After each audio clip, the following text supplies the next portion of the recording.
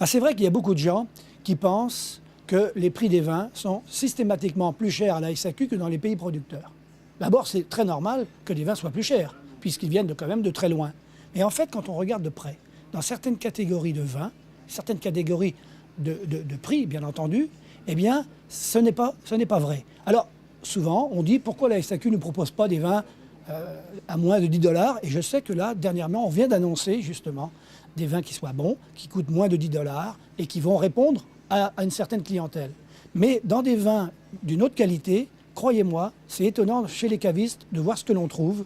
Et il n'y a pas très longtemps, j'étais dans la vallée du Rhône et qu'est-ce que je vois à Condrieu, chez un caviste, il y avait un vin qu'on connaît bien, le Châteauneuf-du-Pape, Château Lagardine.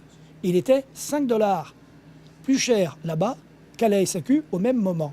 Et il y a beaucoup d'exemples où, si ce n'est pas comme ça quand même, où le vin coûte vraiment moins cher ici, mais en tout cas, la différence, elle n'est pas si grande compte tenu du produit, parce qu'il faut comparer les mêmes vins.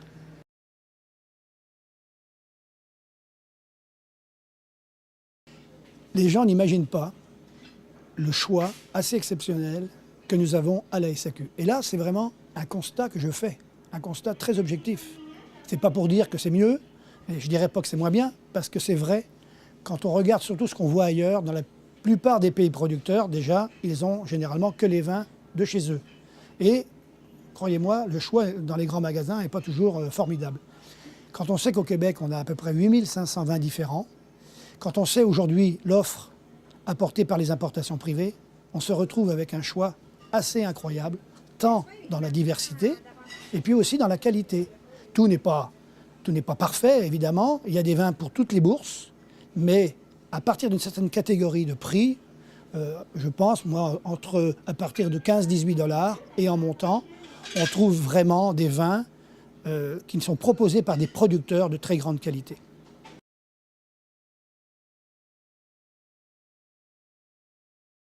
Alors, privatiser la SAQ ou ne pas la privatiser, telle est la question.